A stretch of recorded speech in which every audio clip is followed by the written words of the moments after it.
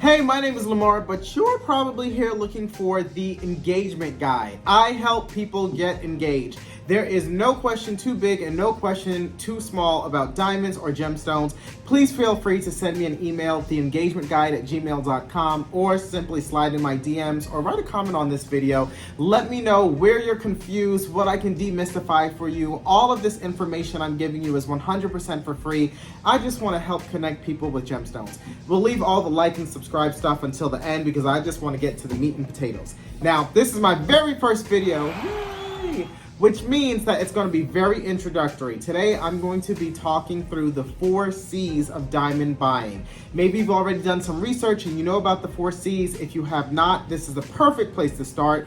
And honestly, I like to call myself a one-stop shop. So even if you have done a little bit of research, maybe I will uncover something in this video that you don't already know. So stay tuned. We are going to start with cut. That is the most important of all of the 4 C's. And the reason being is because it can influence the value/cost of a diamond as much as 50%. Okay, so imagine you're at a birthday party and they are slicing a cake. Everyone wants a perfectly symmetrical, even piece of cake. If you start hacking up the cake like this, you're gonna be traumatized. Think of this cake as a diamond. You can have an excellent quality diamond, but if it's not cut supremely well, you are going to completely invalidate and diminish the value of that diamond. So you are looking for a very good cut or something superior to that. Basically, that means that it's cut in perfect proportions to give you more symmetry. More symmetry in a diamond translates to more sparkle or more bling bling. Because there are so many modernizations in gemstone cutting and diamond cutting today, you should not settle for anything below very good. Most gem cutters are going to do an adequate job of cutting the gemstone, but you always want to ask for the diamond's birth certificate or gem certificate, which outlines exactly how well it was cut. If it's good or below, it's something to reconsider. The next C that I want to talk about is color, because okay. Now, when we talk about color with diamonds, we're actually talking about the lack of color because diamonds are colorless. We call them white, but they're actually colorless. And D is the best color that you can get. That means your diamond is going to be the most white. So D equals white equals the best. White D is the best.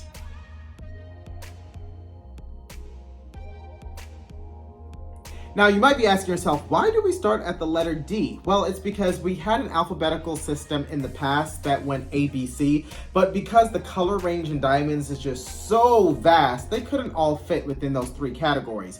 So we dismissed the ABC system, and then we started a completely new alphabetical system starting with the letter D, and it goes to Z. So D is the best that you can get. That is the whitest, that is the brightest diamond available to you on the market.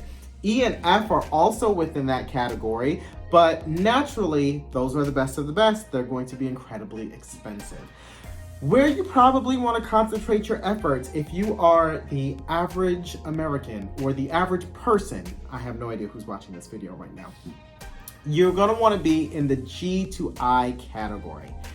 That means near colorless. To the naked eye, if anyone picked up that diamond and looked at it, they wouldn't be able to detect any color. They wouldn't be able to detect any yellowing. It passes the test, right? Once you hit the letter K, it starts to become noticeably yellow. The word I like to use is dingy. You know, when you have that white t-shirt that has just kind of been through a lot and you need to stop wearing it outside the house because it's not crisp white anymore. It's dingy, it's yellowed. You can tell that it has been used and abused. That's the letter K. Now, this is all a matter of preference. I know people in the industry that love K-colored diamonds because they say that they're warm and that they complement their skin tone better. This is all up to you and whomever you are proposing to.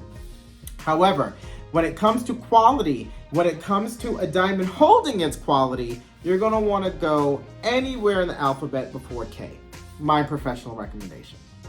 Let's talk about clarity. This is a very important C in the 4 C's of diamond buying because it speaks to the number of inclusions that are present in the diamond.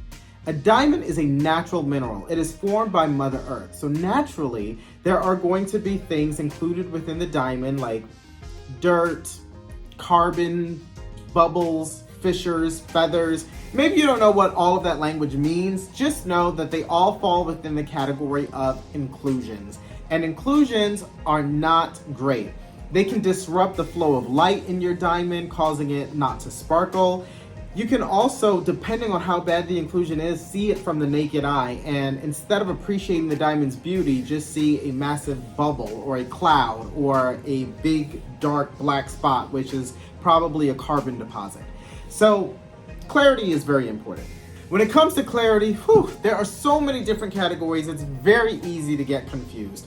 With the numbers and the acronyms, in another video, I will unpack clarity fully. But for the sake of this video, for the average person who is looking to spend the average dollar amount on an engagement ring, which is between $5,500 and $6,500, stick with SI1 or VS2. That may not mean a lot to you, but that's my professional recommendation. I will tell you what that means later on.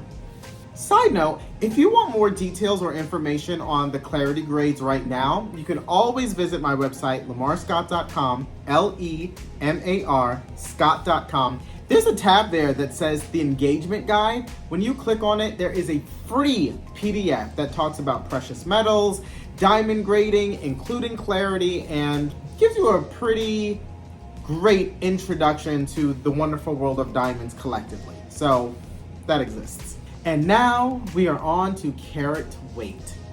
Carat weight is the actual measurement of the diamond's weight. So when it's placed on a scale, what does it weigh? A lot of people tend to confuse carat weight with size or shape, but it is the actual weight of the diamond. So you can have two completely different shaped diamonds that are the exact same carat weight, but they look very, very different based on how they were cut and what shape they were cut into. You could also have a diamond and another gemstone that have the same carat weight, but one be significantly larger in volume than the other based on the density. I won't go too far into this.